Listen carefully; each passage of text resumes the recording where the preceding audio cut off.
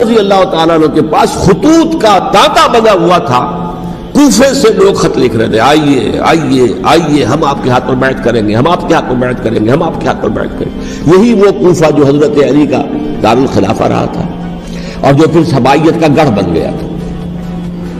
چنانچہ حضرت حسین نے حضرت مسلم بن عقیل کو بھیجا وہاں پر کہ میرے نمائندے کی حیثیت سے جا کر وہاں پر بیعت لو۔ 10-12 ہزار افراد نے بیعت کر لی، لیکن اس کے بعد یزید کی طرف سے گورنر بنا کے بھیجا گیا ابن زیاد کو۔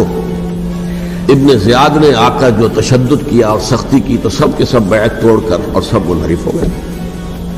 مخلصین تو وہ تھے نہیں، الکوفی لایوفی، کوفی جو ہے وہ تو کوئی وعدہ وفا کرنے والا ہوتا ہی نہیں، بیعت توڑ دی۔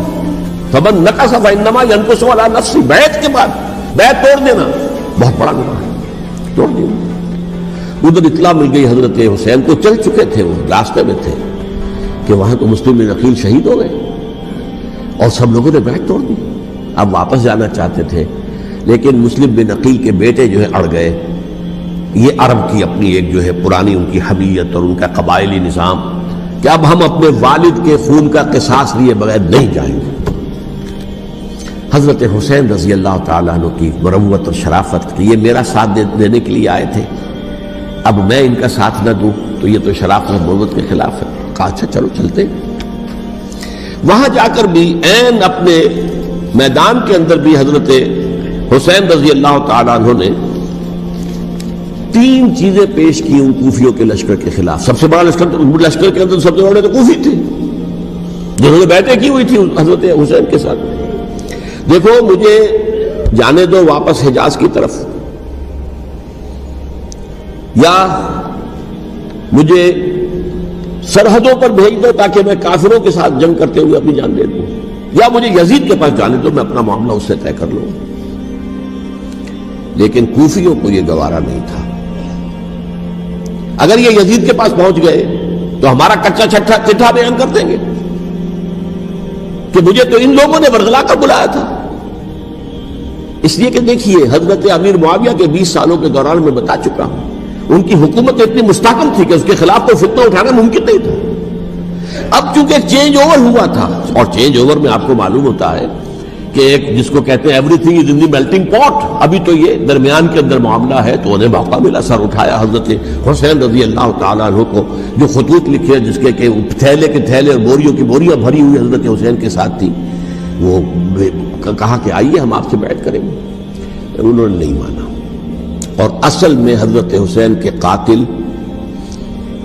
وہ کوفی ہیں، وہ بزدل، وہ منافق جنہوں نے بیعت کر کے بیعت توڑی، اور اب وہ آ گئے کہ اگر یہ حسین رضی اللہ تعالیٰ عنہ بچ کر کہیں یزید کے پاس پہنچ گئے تو پھر ہمارا کچا چٹھا جو ہے وہ سامنے آ جائے گا اور ہماری پھر شامت آ جائے گی۔ لہذا انہوں نے قتل کیا حضرت حسین کو رضی اللہ تعالیٰ۔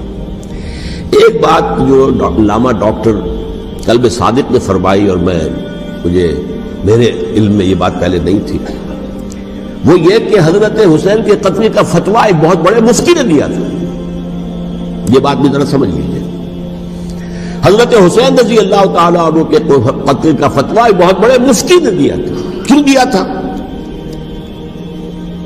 اس لیے کہ حضور کی احادیث موجود ہیں کہ جب ایک شخص کی ایک خلیفہ کی بیعت ہو جائے تو دوسرا اگر کھڑا ہو تو اسے قتل کر دو، کھلی حدیث۔ اسی لیے ایک بہت بڑے مفسر بھی ہیں، فقیہ بھی ہیں، قاضی ابن العربی رحمۃ اللہ علیہ۔ ایک ابن عربی ہیں الف لام کے بغیر، ابن عربی، وہ بہت بڑے صوفی ہیں، فلسفی ہیں، اندلس کے ہیں۔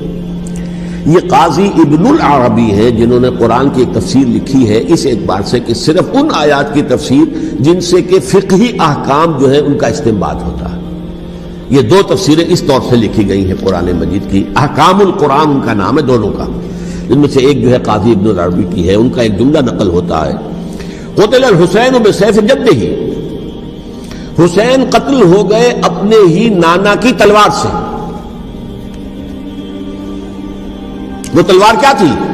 جب کسی کی بیعت ہو چکی ہو پھر کوئی کھڑا ہو مدعی خلافت، قتل کر دو۔ میرے نزدیک حضرت حسین مدعی خلافت نہیں تھے، یہ بات اس وقت سامنے لوگوں کے نہیں آئی، بلکہ حکومت نے یہ باور کرا دیا کہ یہ تو باغی ہے، یہ مدعی ہے خلافت کے، انہوں نے